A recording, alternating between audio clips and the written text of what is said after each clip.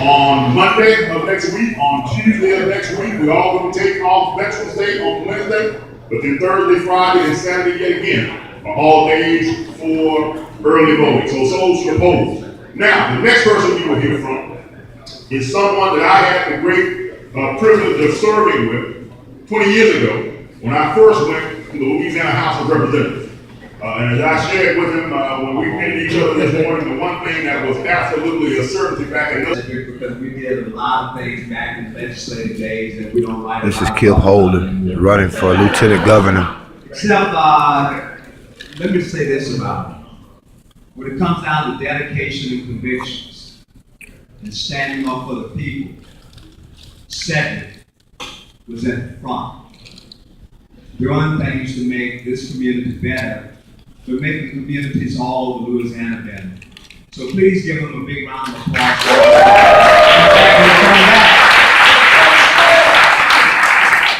And let me thank the pastor for that prayer. My grandfather was a minister, but I hear ministers a lot. And when I thought about this election, I thought about all of us collectively. The words came to my mind. Prayer is the key to heaven, but faith unlocks the door. Right. Amen.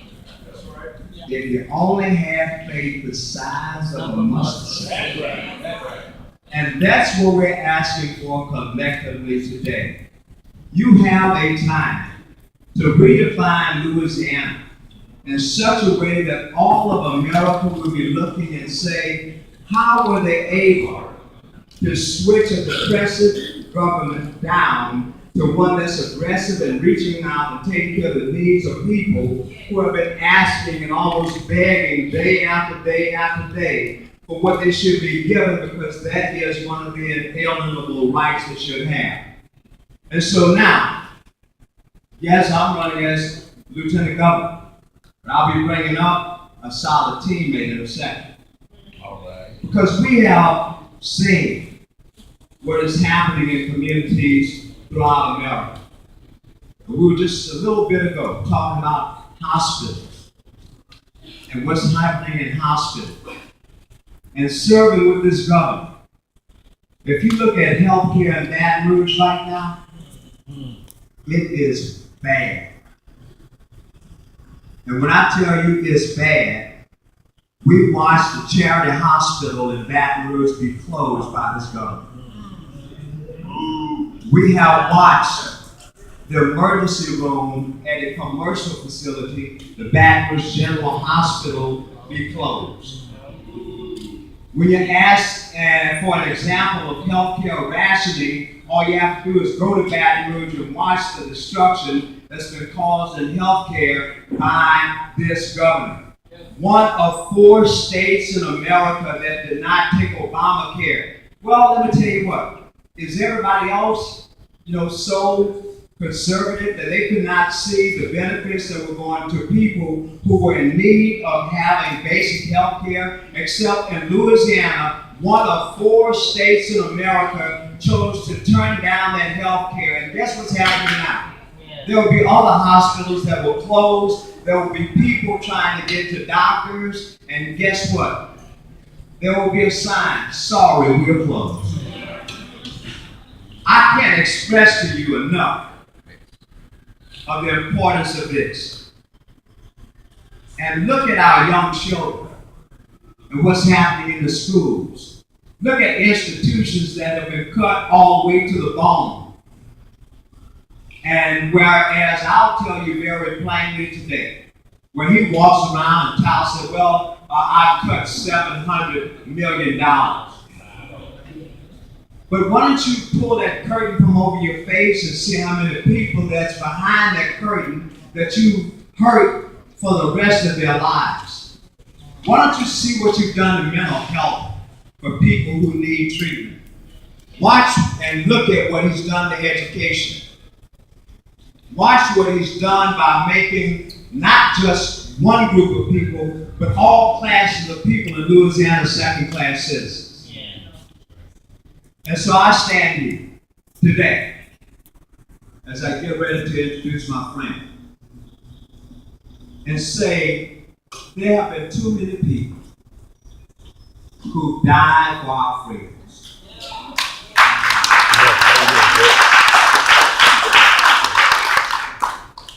The little girl was killed by a bomb in the church.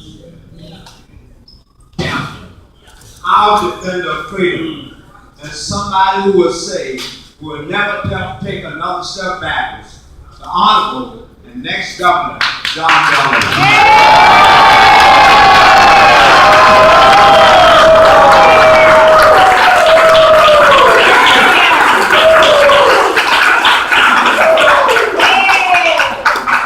Thank you. It is my pleasure to be back in Shreveport with you this morning. What a beautiful day, huh? Yeah! So let this be a lesson to us. This is the third straight Saturday that it has rained, and it may rain on November the 21st as well.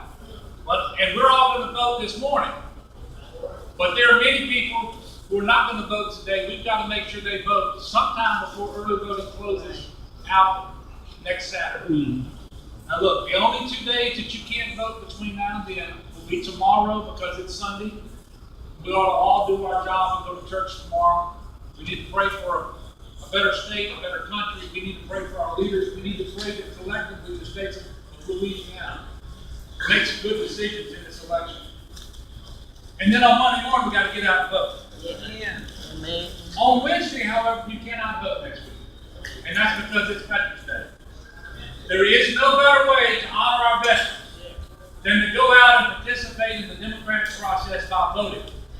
After all, it's the veterans who serve in uniform to make sure that that right was protected and that you still have the ability to enjoy voting and participating in the democratic process. And while you're at it, while you're honoring those veterans by voting, yes, I would ask you to vote for the veteran. Vote for the veteran, not just because I served in uniform, but because I've learned about leadership. I know how to bring people together. I know how to tackle big challenges.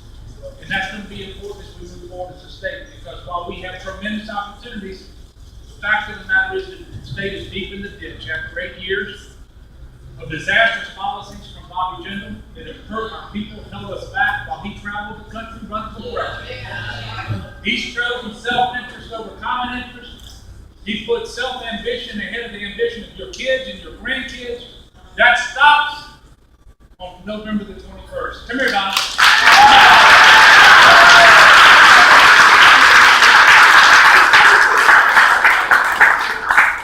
Look, I just want to tell you how excited I am. And while we're in a great position to win this race, there are 2 weeks left. And every vote counts. The only way we don't win is if we don't vote. And they are counting on us not voting. They have misjudged.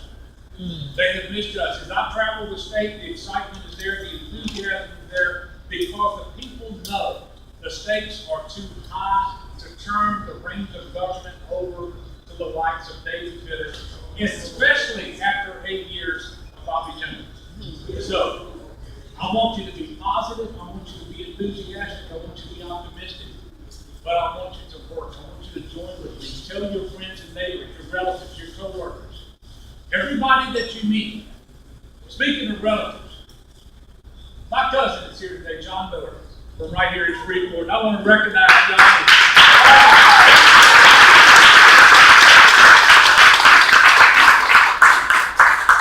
We have to work.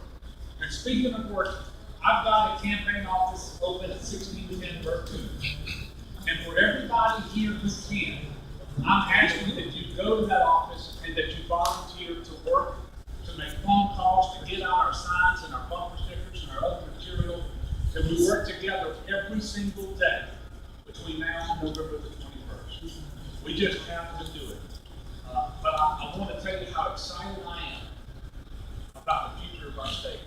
Because sometimes when we know things are tough, it's hard to see that the sun is going to come out. Just as sure as the sun is going to come out after this rain is over, the state of Louisiana is going to move forward for the benefit of all of our people. But we can only do that if we work hard, we work together, we work smart between now and 8 p.m. on November 20th. first. But if you will do that, I will be your next governor. And we will work hard together to meet our challenges and to make sure that our children have opportunity for success here in Louisiana. And it's no small deal that if I get to be your next governor, you're going to have the best first lady that has ever.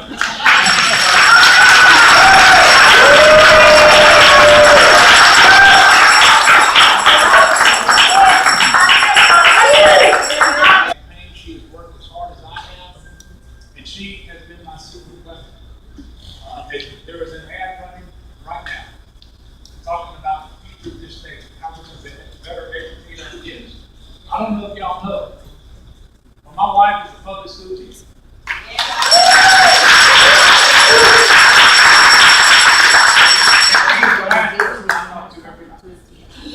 Every night. And by the way, every night together, we say our prayers before we go to sleep. So we talk to God and we talk to one another. And I commend that to you. It's a good way to go to sleep because we're not guaranteed to get up the next morning, right? It's the right way to go to sleep. I'm so thankful for her. I'm so thankful for all the blessings in my life. And one of the blessings is having the opportunity to travel the state, meeting warm, generous, decent, good people. People who deserve a better future. People who deserve more opportunity. People who deserve a governor who's going to work for them every single morning. I will wake up